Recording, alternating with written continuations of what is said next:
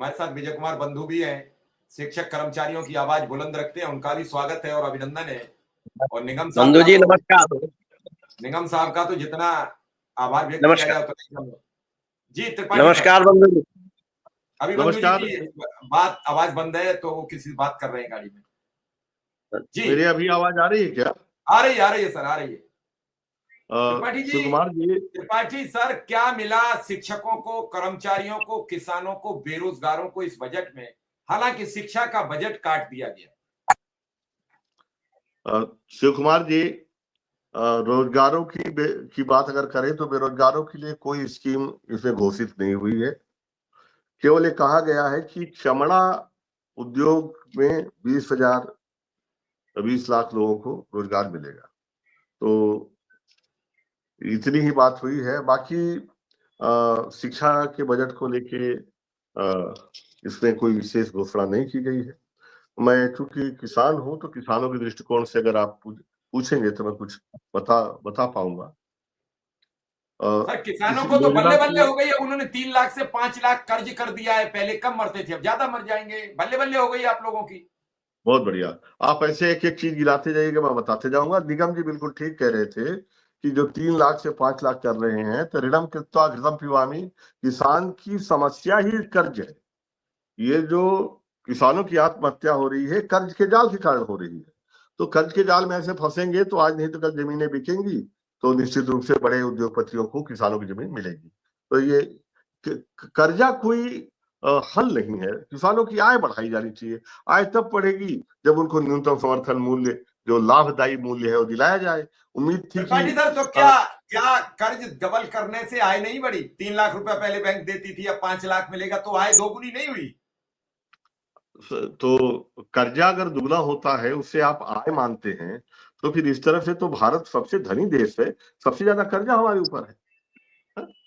नहीं तो जो हमारे तो पास ये सबसे ज्यादा होगा वही तो हम फील्ड में बांटेंगे। हमारे क्या पास जो क्या ज्यादा हो। सुकुमार जी, क्या है कि कर्जा बांटने की चीज नहीं है। पहली चीज तो सरकार का कर्जा से कोई लेना देना नहीं, वो तो बैंक देता है। बैंक आदमी को देखता है, देने लायक है तो देगा, नहीं तो नहीं देगा। किसान के वो केवल बैंक के कहने से नहीं होता, वो स्वायत्तशासी निकाय है। पहली चीज सुन लीजिए।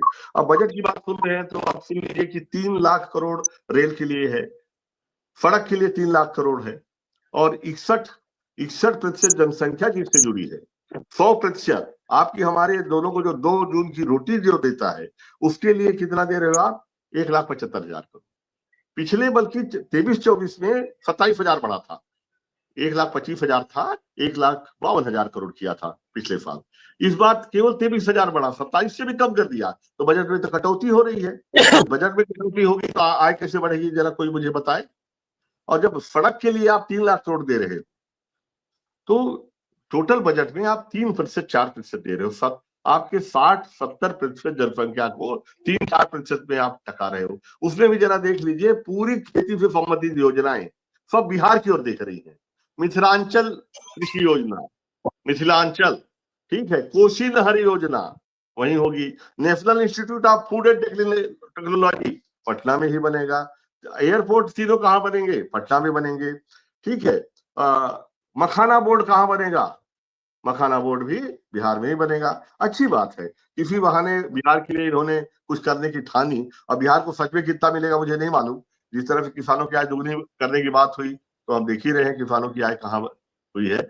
लेकिन ये बताइए कि क्या देश के बाकी किसान जो हैं, उन्होंने कौन सी गलती की है कि सारी योजनाएं जो है आप बिहार ही बिहार भज रहे, क्योंकि सामने चुनाव है, तो चुनावी बजट है।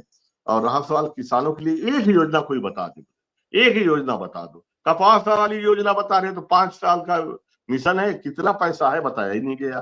दलहन आत्मनिर्भरता मिशन है, तो कितना पैसा आएगा 6 साल के लिए? बजट का बात आप नहीं कर रहे 1 रुपए की। आप कर रहे हो धन धान्य योजना। सुनने में बड़ा अच्छा लगता है कि आज कान में कोई घंटी बजा रहा है, धन धान्य योजना। लेकिन आप कहते हो सर केवल 100 जिले लिए जाएंगे और 1,70,00,000 किसानों को मिलेगा। 800 जिले हैं आपके पास, मतलब समझ लीजिए 997, यानी लगभग 1,000 जिले हैं आपके पास। तो इस तरह से 10 साल बाद नंबर आएगा अंतिम जिले का। 10 साल बाद अंतिम 100 जिले का नंबर आएगा। तो कहने का तात्पर्य यह है कि खेती जो है इनकी प्राथमिकता में है ही नहीं। मैं केवल विरोध के लिए नहीं बोल रहा हूँ, एमएसपी को का कहीं जिक्र नहीं है।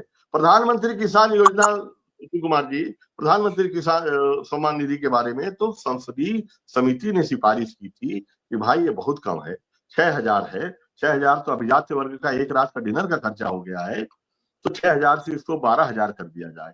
लेकिन उस संसदीय समिति की रिपोर्ट के ऊपर इन्होंने चू तक नहीं किया, उसके ऊपर बैठ गए, जिक्र ही नहीं किया। तो अब रहा जैविक खेती, तो जैविक खेती का कोई नाम लेवा नहीं है, नाम ही नहीं लिया उसका। कहाँ गई जैविक खेती पता नहीं, एमएसपी के बारे में बोलना सुनने को तैयार नहीं है आदमी। ठीक है, कर्जा माफी की तो बात ही छोड़िए, और कर्जा ले लीजिए।